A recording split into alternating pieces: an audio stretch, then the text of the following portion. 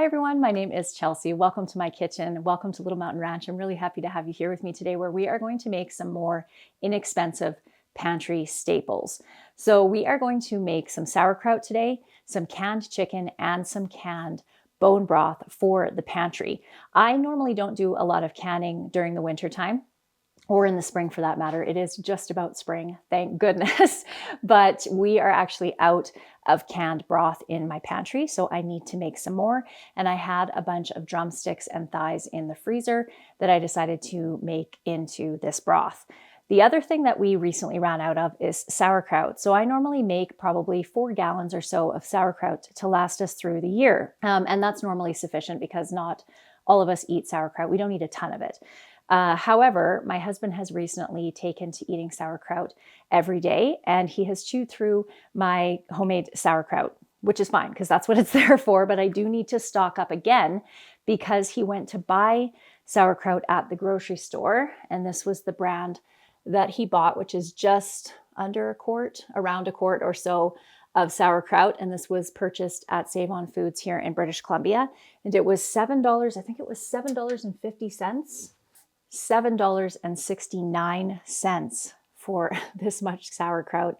And not only that, not only is it extremely expensive, but this is actually canned, which means it's heated to preserve it for a long shelf life, which kills all of that good bacteria that is normally in homemade sauerkraut that's so good for your gut and the microbiome in your gut. So I need to make some. So we have purchased some store-bought cabbages because I don't have any cabbages that I can turn into sauerkraut right now. All of the cabbages that I grew during the summer, I actually either freeze-dried or froze.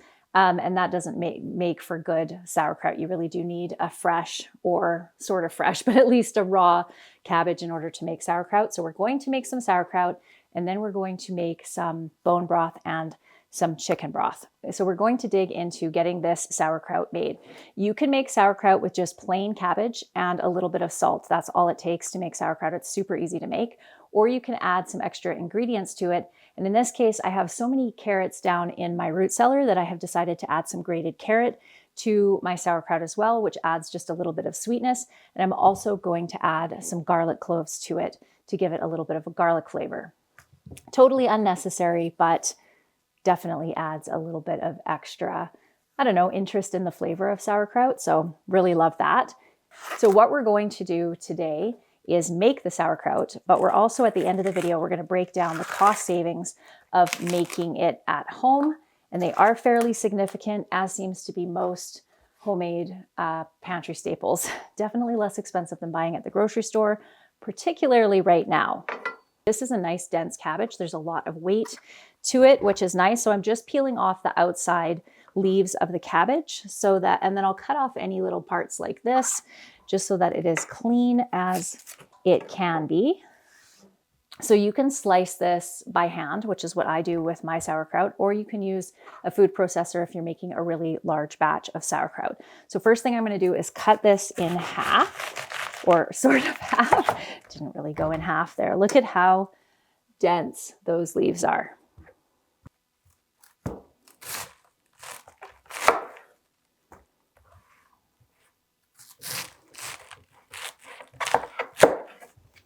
So I'm just cutting it into some chunks here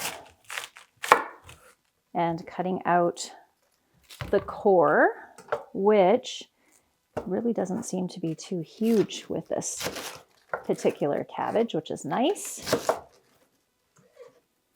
Means most of the weight that I paid for at the grocery store is actually in usable cabbage leaves. So that's always good.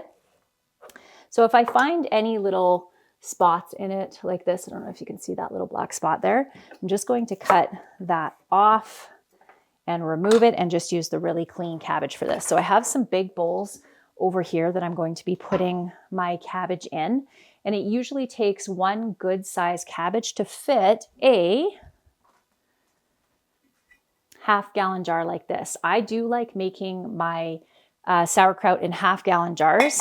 I just find it's easier to manage and it's easier to store them in my fridge. And we'll talk about storing sauerkraut once we get the sauerkraut actually made.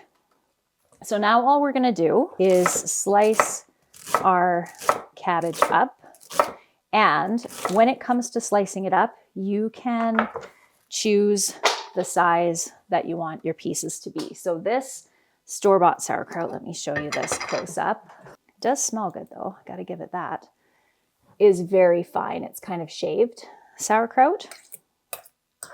So you can do it that size if you like, or you can do it a little bit bigger like I'm doing.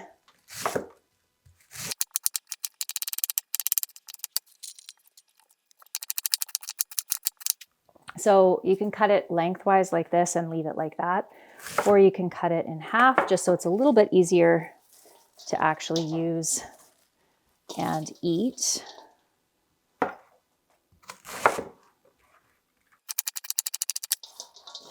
So you can see how much cabbage we already have in that bowl, and we haven't even finished chopping the entire cabbage yet. So one cabbage can produce a lot of sauerkraut.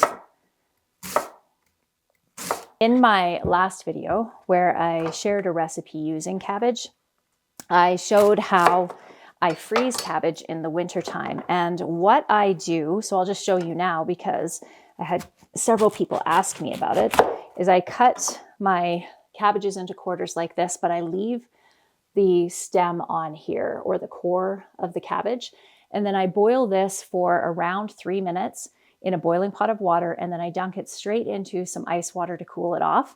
And then I put it on like a cookie cooling rack and let it drip, and then dry it off with a little paper towel. And then I freeze it in Ziploc bags.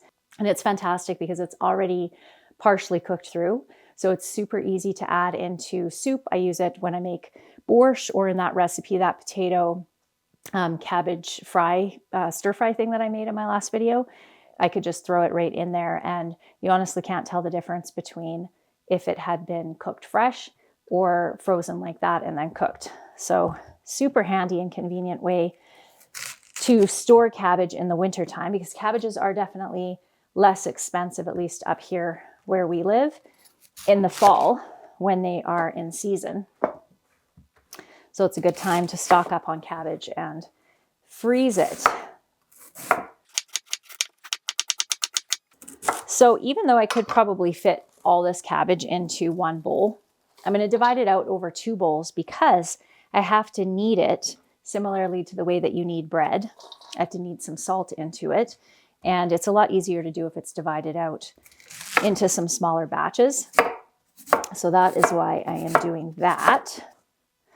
Now could not be a better time to learn how to make some staples for your pantry from scratch, because it's a lot less expensive to do that than it is to buy them ready-made from the grocery store. Better for you in the long run as well, but also just from an economic standpoint, especially with everything that's going on with trade in North America. We're expecting that prices are going to go up significantly, and groceries are going to be one of those things. And for us in the north, where we don't have access to growing for a large portion of the year, we actually rely on imports from other countries to make sure that we have fresh fruits and vegetables in the wintertime. So it will be interesting to see what happens with food prices, and a really good time to learn how to cook from scratch. Definitely. And that is what I am hoping to be able to help with by teaching about all of these things that I do here to keep our grocery bills way down, so that you can too. Oh, and I wanted to mention too, for those that are new and didn't know, I have a cookbook that I put together of our family recipes. I'll show you if I can go find it one sec. So this is our cookbook, the Little Mountain Ranch Family Cookbook. And I didn't write this cookbook with the intention of having it be a thrifty recipe cookbook, but it definitely turned out that way, even though that wasn't my intention, just because that is the way that we cook. And this recipe book also has recipes from my mom and my grandmother, who were both super thrifty ladies. So it may be a good one if you have never cooked from scratch before. There's a lot of simple recipes with really simple ingredients in this cookbook. And just so that you're aware, we do ship our American orders from the United States and our Canadian orders from Canada.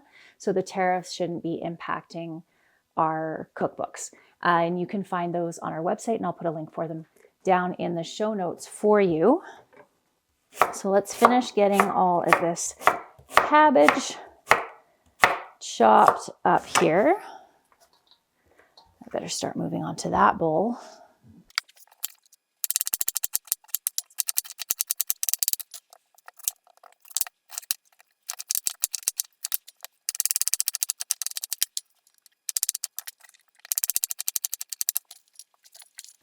So I'm just going through here, and if I have any kind of bigger chunks like these ones, I'm just taking those ones out. So those are going to go down to my cows who love cabbage. Tell me how I know cows love cabbage. Do you guys remember last summer, I think it was? Might have been the summer before. Actually, it probably happened more than just once, where my red cow got into my garden and then ate up a bunch of my cabbages. And it's always the red cow, friends. If you have cattle, maybe you know, because anytime I've mentioned this, cattle owners from all over message me and say, I know it's the red cows. They're just trouble. But no matter what I did, that cow jumped the fence or broke through the gate or whatever to get to my cabbages. Made me think of Anne of Green Gables and how Anne's cow Dolly got into Rachel, her neighbor's prized cabbages to eat them. Oh yeah, it's not fun to go see. And cows will just take a big bite right out of the top of the cabbage. So there's nothing that you can do to salvage any of it.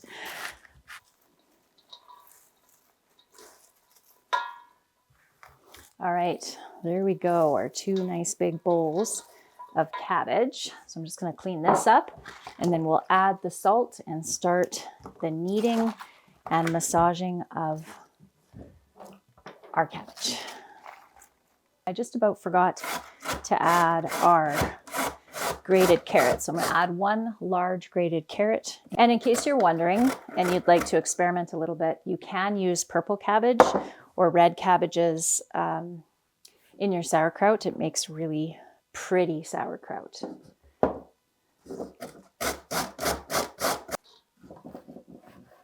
You want around 2 teaspoons of salt to every pound of cabbage that you have. And I use pickling salt. This is the brand that I use. And you with any type of fermenting, you just want to make sure that your salt doesn't have any additives in it. So make sure you check that there is just salt in the box, and then you'll be just fine. You can use Redmond's real salt. The only thing I would say about Redmond's, I love Redmond's, that's the table salt that we use, is it is a little bit gritty because there's other minerals in there. So that's just something to keep in mind when you're using it for any other type of recipe or anything really. We don't mind the little bit of grittiness as far as having it, on our meal at dinner time, for instance, but something to keep in mind. So I have approximately 8 pounds of cabbage. This one's a little bit less, so we'll call that one 7 and this one 8 pounds of cabbage here. And we need 2 teaspoons of salt for every pound of cabbage. So just keep that in mind when you are, when you buy your cabbage, just pay attention to how much it weighs, and then you'll know how much salt to add. So I don't measure with this. I just kind of eyeball it. So I would recommend the first few times that you make it, that you definitely measure it and weigh everything, just so that you can get familiar with how it looks, feels, and ferments, and how salty you really like it too. That's another thing. So I'm just going to add the amount of salt that I know I like in mine. So this is the part of sauerkraut making that is the most, I don't know if difficult is the right word, because it's not difficult. If you have arthritis in your hands or anything like that, this could be a little bit more challenging, but you need to knead and squeeze in, basically you're massaging in the salt into your cabbage. And what you're doing here is extracting the liquid from your cabbage. So by the time I have kneaded this for 15, 20 minutes, however long it takes, it'll be soft and pliable. and I'll have enough liquid that I'll be able to pack my jars and just use the liquid that was extracted from the cabbage without having to add extra. I have never done it with store-bought cabbage before that I know has been stored for a while and isn't super fresh. So I may need to add a little bit of extra brine to it, but we'll see. I can already see that there's liquid coming out of these. So I am going to massage these. I may hit up my husband to help massage the other bowl for me. So one thing that is important when you are doing fermenting, and this really goes for anything in the kitchen, but particularly important with fermenting and canning, is you want to make sure that everything is clean. So having your hair back, making sure your hands are well washed, making sure that your dishes are all clean. And my jars are back there, and you do want to sterilize your jars and your lids. And I'll show you what lids I use when we're actually going to jar this up. You can use your dishwasher to sterilize. You can boil your jars, whatever works for you. Just make sure they're really clean and sterilized. There's a little black spot right there I missed. And then, yeah, so basically just make sure that everything is really clean. So I will be back with you when I'm finished this, and then we will get this jarred up, and I'll explain to you the process of actually fermenting it and turning it from cabbage into sauerkraut. And I just realized that I didn't grab garlic. You know what? Maybe we'll just skip the garlic this time around. So you can see how we have, oh, go ahead. You can go fast, hon. Dan's just walking behind the camera there. Okay, bye, hen. All right, so this is what the sauerkraut looks like. Did I show you this before Dan walked by? I don't remember.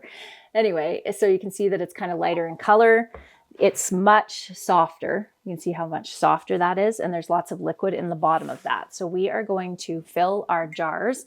We're going to pack as much sauerkraut into this as we possibly can. You know what I forgot to do? I have this trick, and I have always done it, and I must have been distracted today. But I will usually cut a cabbage leaf the size of the top to help hold down all of the sauerkraut under the liquid. I'll explain why I do that in a second. But I just peeled off those outer leaves that weren't very nice looking. Maybe I can salvage a few of them and wash them up. So you can see here I have this packed in nice and tight. I'm just going to top off the top of this with some of the liquid from the bottom of the bowl here. And we want enough liquid to cover our cabbage up. And you'll notice that my liquid is a little bit orange, and that is from the carrots. If you don't have carrots in yours, then yours will be clear.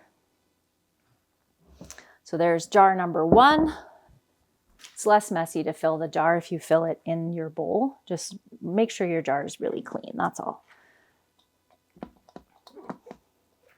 So definitely less liquid in these cabbages than in my homegrown cabbages, which makes sense because, like I said, these aren't fresh. They've probably been in storage for a bit and then sitting on the shelves of the grocery store for a bit. Cabbage has a really long shelf life, so they can pick them and then have them sit on the shelves in the grocery store for quite a while or wherever they store them. So now I'm just doing the same thing I did with the last one, topping off with some of that liquid. We should get enough though to not have to make extra brine. And you want to leave a good 1.5 inches or so of headspace. So that's the space between the top of your jar and your product. So isn't this easy? Making your own sauerkraut. So easy. And you don't need anything fancy. A couple jars, and you can do this in quart jars too if you want. If you don't want to make so many, you can do it in gallon jars. You can do it in big old-fashioned crocks if you like. This is going to be more like a quart jar. So I'm actually going to get 3 or 3 half gallons and 1 quart out of this. I got to go find a jar. 1 sec. Okay, so to make our sauerkraut, to actually get this into a fermented product, you could eat it just like this if you wanted to, but to get it fermented, so we get all that good bacteria going, and we basically will preserve it through that fermentation process as well. We are going to cover it with either a cloth or with some pickle pipes, and I'll show you what those are. This is a pickle pipe. This is, what is the brand on here? Mason Top. I actually like these ones. So they're just a silicone lid that goes on the top of the jar. And then there's a little hole for the gas to release. Because once this starts fermenting and the bacteria starts doing its thing, it will produce some gases and those need to be released. So if you put just a cloth, a piece of fabric over the top with an elastic band, that will work because the air can actually escape from there. But you don't want to put a solid lid on unless you're going to burp it or open it up a couple times a day just to let those gases release. So we're going to use one of these, and then we're going to sit it on our counter for basically 7 days minimum, but you can go longer than that. Just start tasting it around 7 days. And then once it gets to the sourness that you like, then you can stop the fermentation process by putting it in a cool, dark place, like a really good, cool cold room or your refrigerator. And that will stop the fermentation process, and it will last for up to 6 months, even longer, in the refrigerator. So it doesn't require any canning. If you have a cold room, you can leave it on your cold room shelf without having to can it to preserve it. But in the fridge, obviously, there's no need to can it then. If you do want to have it be shelf stable, and you don't have a nice, cool, optimal dark place or cool dark place to be able to store it, then you want to can it. But like I was saying about the store-bought canned coleslaw, is it does kill all those good bacteria in there. So you still get all the flavor and everything of sauerkraut. It does taste a little bit different than it does when it's not cooked, when it's raw. But it does kill off that bacteria. So just keep that in mind. I'm going to see if I can salvage any of these cabbage leaves. Look at that. I was able to salvage enough. So all we're going to do here is we're going to take our cabbage leaf and we are going to use our little pickle pipe here, and we're just going to cut around that. Make sure that your scissors are clean. And then we're just going to cut around this so that it is going to fit inside our jar like so. Now, whoops, let's do it this way. So the reason that we want to do this is it helps to hold down. I'm going to show you this close up so that you can see what I'm talking about here. Okay, can you see how this is holding all of our sauerkraut here underneath the liquid? And this is really important because if it's up above the liquid, then you could get some mold developing on here. So just want to clean off any extra little bits here. And then we're going to add what's called a pickle puck. And this is the same brand, that Mason Top's brand, into the top of this. And that just kind of helps to weigh down our product. Pop our pickle pipe on the top. Then you can just put a regular canning ring right over top of that. So there we go. Jar 1 done. So we'll go through and do the exact same thing on all of these. So the warmer the room, the quicker this is going to ferment. So because we're winter and the house is a little bit cooler, this might take more like 14 days than 7 days. Usually I like between a 7 and a 9 day fermentation for the flavor that we like, but this might take a little bit longer. I personally just keep my jars of ferments on my counter right below where you are on the counter here, because then I remember to check them and I just write the date on the top. So I remember when they need to be taste tested and then when they need to be put into the fridge. But you can put them on the top of your fridge. The top of the fridge tends to be a little bit warmer. Just make sure wherever you put them, you set an alarm on your phone. You set an alarm on your phone to make sure that you check on them. But I find just leaving them on the kitchen counter is fine. It works well for me. So I'm just going to rinse off my jars because I have some sauerkraut on the outside or some veggies on the outside of my jar. And then I am going to set my jars on a cookie tray. And the reason for that is because as these ferment, they're going to increase in volume and they'll come up the top and then some of the liquid can come out the side. And we don't want that to hit our counter, especially if it was at night while I was sleeping, because this is a little bit acidic and can end up wrecking your countertop. So that's something to keep in mind. Yes, honey. You coming through again? Okay, now we can get on to our canning project. And I'm going to put on a full apron for this because I'm going to be dealing with chicken fat and I don't want to splash it all over my sweater. My niece bought me this for Christmas this year. And I usually wear like an apron style. This is an apron, like a half one. You guys have seen that one, the jean one that I normally wear, because I just like wearing aprons to have some place to quickly wipe my hands off on. But one of these is super handy if you're going to worry about getting stuff splashed up here. So what we're going to do is I'm going to walk you through this process that's already taken place in my kitchen to get to the point that we are right now, which is a cooled, it doesn't look very good, does it? But these are all chicken legs and thighs with liquid that I cooked for around 24 hours. And then I let this cool off so that I could pick all the chicken off without burning my fingers. And then I'll strain this liquid and we're going to can this liquid up. And this is going to be our broth that we use for all kinds of things. I use broth to cook rice in. I use it to make soup. I actually use bone broth like this when I'm not feeling well. It was just a lifesaver for me when I didn't have a lot of an appetite when I had pneumonia this winter. And I really do think it helped me heal. So that's what we're going to be doing here. And what I have cooked up is legs and thighs off of the chickens and the turkeys. So this is actually a turkey chicken broth that I have here that I butchered in the fall. And I put those aside, anticipating making broth out of them. I really prefer to make broth out of legs and thighs and wings. There's also wings in here as well, because they have a lot of connective tissue, which has a lot of collagen in it. And collagen is awesome in broth. It makes that nice, thick, jiggly broth that is really good for you.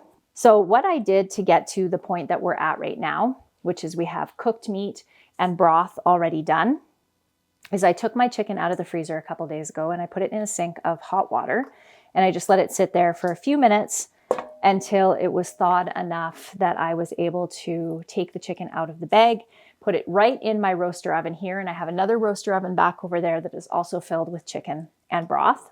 And then I turned it up to 350 degrees until it started to boil. And then I turned it down so that it would simmer. And all I added into this was water. So I covered all the meat with water. I added some bay leaves and a couple of carrots that I had sitting in the back of the fridge that needed to get used up. But I didn't add a lot of other veggies. Often I'll add garlic, I'll add onions, carrots, celery, all that kind of stuff.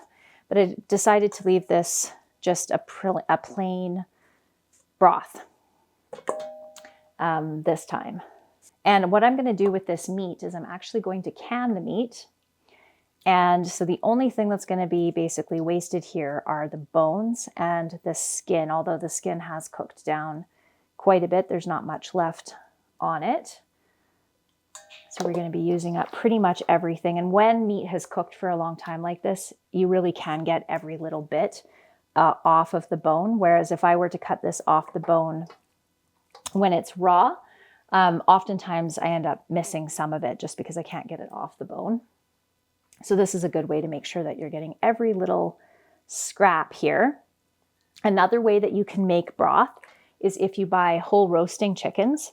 You can turn a whole roasting chicken into multiple different recipes, which I think might be a video that I do coming up here so that I can show you what you can do with an entire chicken. But you can take those bones and whatever extra little pieces of meat you have left over after you've made your other recipes with it, and you can boil those, simmer them on your stove. You can put them in a Instapot if you have an Instapot.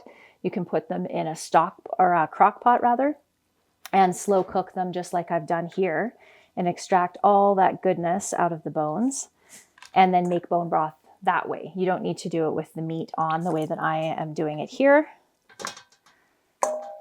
But I wanted a little bit of canned meat as well. Although I'm kind of thinking I'll probably end up just using this in some kind of recipe for dinner tonight.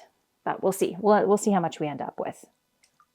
So this is still warm, but it's not so hot that I can't handle it, which is good. You know, I feel like I want to make like a butter chicken or something like that out of this chicken, because there's lots of really nice pieces of thigh meat in there. And butter chicken is delicious with thigh meat. So canning meat is so easy. I know it seems like a little bit of a scary thing to think of doing and doing safely, but if you have a pressure canner, which is required for canning meat, it could not be easier. And I'm going to show you how easy in just a few minutes, both doing the broth and some of this meat. So I have an electric pressure canner back there. That is a Presto electric pressure canner, which I just got this last summer. And I do love it. It is, my favorite thing about it is that it's quiet. The pressure canner that you can see on my stove over there, that is an All-American, and it is a lot noisier. And I am a bit of a sound sensitive person, so I really appreciate the fact that that one is quiet.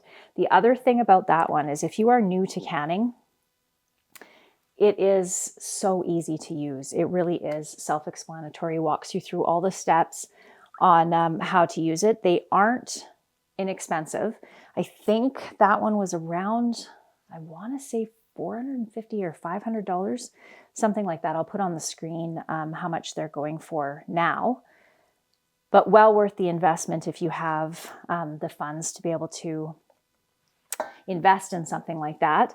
You can get the All-American canner on the stove back there. Those are also very expensive. They're kind of a higher end pressure canner. I absolutely love my All-American, but there are other cheaper options. The Presto stovetop canner, I think you can find for around $200 or so. And there's a couple of other places that have inexpensive pressure canners. So definitely worth it, especially if you're going to get into canning and you want to can and you want a pressure can, or you want to can other low acid foods. So basically anything that is a low acid food, like beans, for instance, lots of vegetables like carrots, green beans, things like that, meat broth, those all need a pressure canner. You can water bath can higher acid foods or foods that you can add enough acid to can safely. So there we go. So this is the bones and the skin and anything, the bay leaves, over in this bowl. And then we have all of the meat over here that we're going to can. So, and then this will be the broth, but I am going to strain that. If you can see, there's lots of little bits and bobs in there that we want to strain out. So, but I'm going to push this one back and grab my other roaster back here. When I do my, all my big, huge broth making that I do in the fall, I actually use the backs of the chicken. So I'll part the chickens all out, and then I save the backs, and I like to roast the backs because I find that roasted meat does make the flavor of the broth even more rich and kind of deepens the color a little bit. But I did not do that this time. And I still have a nice rich, I don't know if you can see that, but nice rich looking broth here. Whenever you're making broth, you're going to end up with a fair bit of fat in your broth. So one of the ways that you can remove some of that fat, if you don't want it in your broth, is to put it in the fridge and let it sit overnight, and that fat will float to the top and it will solidify. So it's really easy to pick off. So one of the reasons you might want to consider doing that is because when you're canning, everything boils in the jar and the fat can come out the top and cause the seal to not be able to seal very well. This is fantastic. We got tons of meat here. So we'll definitely can up this turkey meat. I think I'm gonna can probably half the chicken and then save the rest for making that butter chicken for tonight. I'm sure I've shared my butter chicken recipe on here. I've been on YouTube for a long time and I forget what I have shared with you, but I'm fairly confident I have shared my butter chicken recipe here. So now we have meat that we're going to can, and then we have bones over here that we're going to discard. Okay, I am just going to let these sit for a couple of minutes so the fat can rise to the top. I'm not going to bother putting this in the fridge because I want to get this job done, but I will show you how I scoop off the fat, and we'll be back with you in just a few minutes. All right, so this is what we have here. This is our broth, and you can see all the fat on the top. So all we're going to do is take a ladle, and we're going to very carefully go across the top and scoop out our fat. So we're just going to go across. We're going to pull off some of this fat here. I'm not going to get too carried away with it, but I do want to take some of it off. And then this will just go to my dogs because they will love it.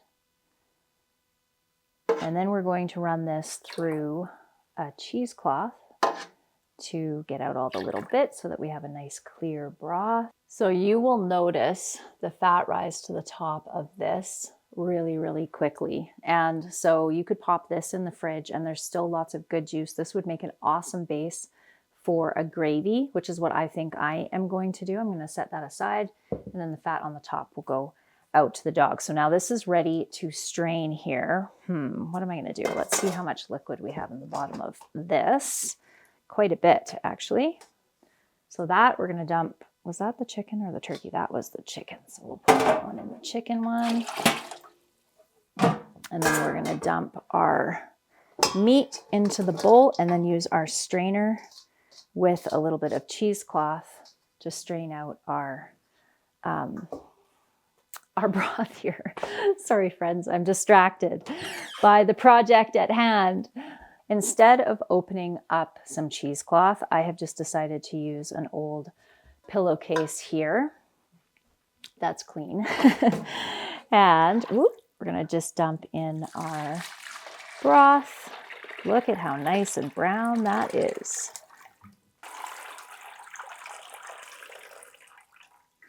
And now we have some nice, beautiful broth. Isn't that gorgeous?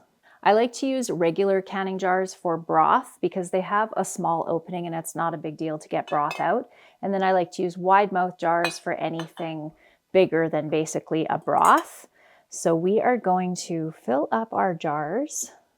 Not necessary to sterilize your canning jars. You do want them to be clean, of course, but you don't need to sterilize them because you are going to be sterilizing them when you're canning them. So every recipe I've ever used calls for at least a minimum of 10 minutes in the canner, and that's how many minutes that you need to sterilize a jar. Just make sure everything is clean. That's really important. So your lids and your rings and your jars, whatever you're using for canning, just make sure it's clean.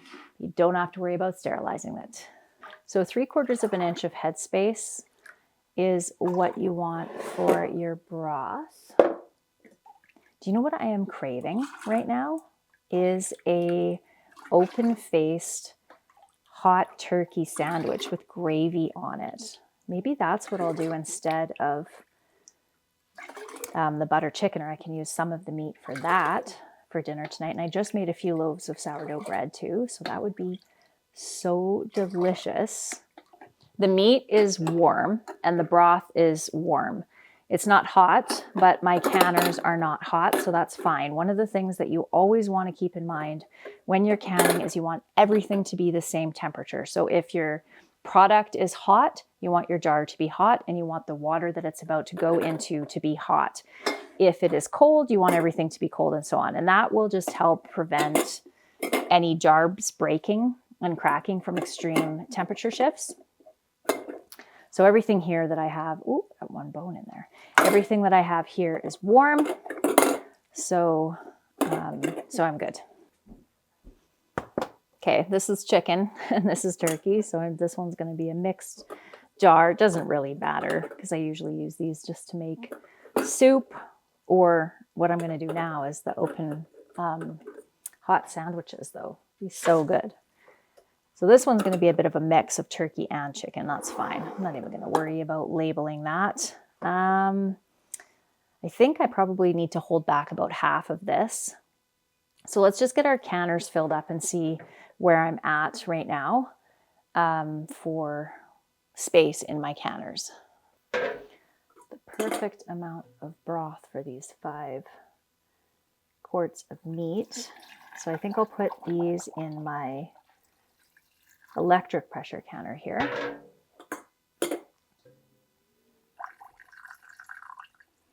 Okay, so one thing that we're going to want to do here is what's called debubbling. And we basically want to take something and shove it down the sides of our jars to remove any air pockets that might be in there. And then we can top it off if we need to with more liquid. You'll usually end up losing a little bit of your liquid when you do this, as far as just the air moving out.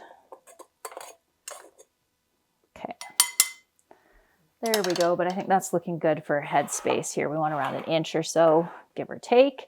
And now I'm going to wipe off the rims of these, and this is really important, and I'm going to use a little bit of vinegar, just regular white vinegar, and some water to wipe these off because there is fat on there and we want to make sure we get a good seal. Okay, so we're just going to wipe off our rims. So then we just pop our lids and our rings on, and then we'll get these into the canner. If you are looking for a little bit more support when it comes to learning how to can, learning how to cook from scratch, all that kind of stuff, gardening, all the things that we share here on our channel, I have a membership community, which is a group of amazing, like-minded women who are all into the same stuff. So it's a really fun community. And we have Zoom calls every week where you can ask your questions and get them answered in real time, which is really fantastic. And then we have this awesome forum that's kind of like a homesteader's Facebook page where we share, there's posts happening on there every day where people are sharing their canning, their gardening, their cooking from scratch, learning sourdough, all that kind of stuff, and where you can ask questions and get those answered. I'm in that forum every day answering questions. So if that is something that interests you, then you can join us by clicking the link below, and that will take you to a page that will share with you all the details about what we offer in our community. It is an awesome place. It is one of the highlights of my job. Actually, I absolutely love it. Such a great group of human beings. When we're putting our rings on our jars, we want to make sure that we do them just finger tight. So you don't want to put your hand on there and reef it on, just finger tight. And now we will get these into our canner here. So I have around 3 inches or so of water in the bottom of my canner. And I have already pressed the button here that warms the water. And that kind of just gets everything heating up a little bit faster. And then we will add our warm jars into it. If you're ever mixing different products in the same canner, so for instance, if I were to put my meat in and then I were to add the broth in with it as well, then I would want to do it for the length of time for my meat, which I believe is 90 minutes. I'm going to have to double check. I always have to double check, even though I've done this a million times. But you would do it for the longer time. So just keep that in mind if you are going to do that. I'm kind of rethinking this right now, and I'm thinking what I might do is instead of this jar of broth, because I have my 5 in here, I can fit 7 in there and I have 5, I might do 2 more jars of meat and then just use this broth to top off the meat. So yeah, I think that's what I'm going to do. So I'm going to go find 2 more quart jars, wide mouth quart jars to do that. And then that will leave us enough meat for dinner tonight. So that worked out perfectly. And this canner I actually got for $100 off of Facebook Marketplace many, many years ago. So I do have the 3 inches of water in the bottom of this one as well. I'm going to turn my element onto high to heat that up. I'm going to add a splash of vinegar into my water because we have hard water, and adding the vinegar into the water causes the white film that can develop on jars to not happen. It's not recommended to add the vinegar into that one, which is why I didn't do that. So now we're going to take our jars of meat here and I'm going to fill up our other 2 jars and put those in here too. Okay, that is just perfect. So our lid on, we're just going to tighten our lid. The nice thing about the All-American canner is that it doesn't have a seal that you have to worry about. You just have to put a little smear of olive oil around the edge of it every so often, which is really nice. Nice not to have to worry about an extra seal, but the All-American is pricey. I will not kid you on that. Not an inexpensive canner, but definitely will last you a lifetime and probably something that you'll be able to pass on. So what we're going to be watching for here is steam to start coming out of this pipe here. And it's very hot, so don't mess around with it. And once that steam starts coming out, we're going to set the timer for 10 minutes, and that's going to allow all that air that's in the canner to go out. And then once it has steamed for 10 minutes, we're going to put our weight on, and our weight has the pounds of pressure on it, and we're going for 15 for our elevation. So we're going to put this on. We'll wait till our pressure comes up on our gauge up to 15, and then we'll adjust our heat so that the pressure of the canner stays at that 15 pounds of pressure. So this is why it's important to watch it, because if it goes down below that 15 pounds of pressure, you actually need to reset your time for your canner. So the first few times you use a pressure canner, it's probably going to be a little bit nerve-wracking just because there's all the horror stories about pressure canners, but they really are safe if they're used properly. And they have lots of safeties in place now that they didn't used to have back when there was issues with exploding canners. That's not really an issue, it's something you have to worry about these days with modern technology. However, it does take a little bit of time to kind of get to know your canner and your stove. I could take this canner and go put it on someone else's stove and it wouldn't react the same way. I would need to have the temperature set at a different temperature or that kind of thing. So it's just, you kind of form a relationship with your canner, similar to the way you do with your stove. If you cook a lot, you know what I mean? If you cook a lot. And the same thing goes for the canner. So that's just something to keep in mind. It'll probably take a few times of using it before you get the hang of it. It's one of the reasons why it's recommended to start canning with water with your first canner so that you don't, or the first few times that you run your canner through, just so that you can get used to using it and you don't end up wasting food doing that. So we're going to wait now for this canner to come up, get it all going, and I'll show you putting the weight on. And then we'll just let everything do its thing, and I'll be back with you to show you the finished products when they're all done. All right, our timer just went off. We have a couple of minutes left for our regulator to go on that one. I do find that this, the electric canner is a little bit slower than this one overall. Still worth it though, I think. So we're gonna take our weight, we're gonna put it on there. That's the scariest part of the whole thing, is just putting that on. And then we're going to wait for our pressure to come up to that 15, and then we're going to set this for 90 minutes. So it's 90 minutes for the meat, 25 minutes for the broth over there, 2 minutes remaining. So I will be back with you to show you all of these things when they are finished, and then give you a cost breakdown of the savings of making this kind of thing in your own kitchen instead of buying it in the store. So from all that food, I ended up with 12 jars. This is what the canned meat looks like. And this is what our broth looks like. The white stuff that's on there, that's the hard water film that I was talking about. So we ended up with those 12, and then we had 1.5 left for our gravy tonight. And we're going to have that on some of this sourdough bread here, with all of that extra meat that we had left over. And we're going to have some vegetables, which I actually have on the stove there steaming right now, to go with this. So this dinner is going to come together really, really quickly, which is great, because when I've spent a lot of time in the kitchen, the last thing that I want to do is spend a lot of time making dinner. So that's fantastic. And then we ended up with the 3 half gallons here and the 1 quart of the sauerkraut. Okay, so for this store-bought Paulson's, this is 1.1 quart, so that's $7.69, which is $6.93 per quart. I broke it up that way because we're going to be going by quart for homemade over here.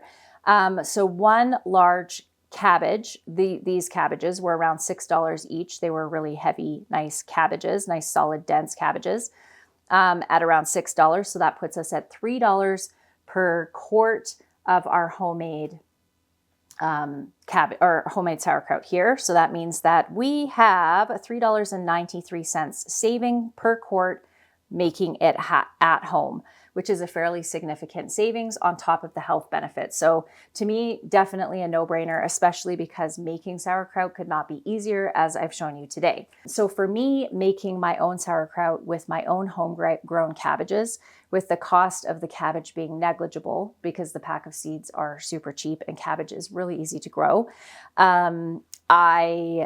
I basically make mine for free along with the carrots because I also grow those. So the savings for me are even higher than purchasing the cabbage from the store, but even purchasing the cabbage from the store, the savings are still significant. So now we're going to go into our chicken. Woo, these are still warm.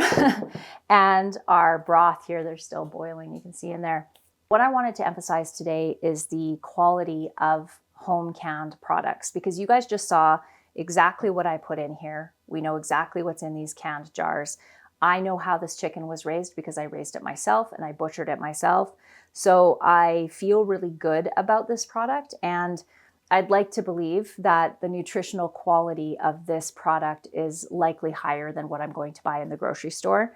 The fact is that store-bought chicken right now is incredibly expensive. When I was doing some cost comparison research for this video, I hadn't purchased whole chickens or chicken parts or anything like that from the grocery store in a very long time.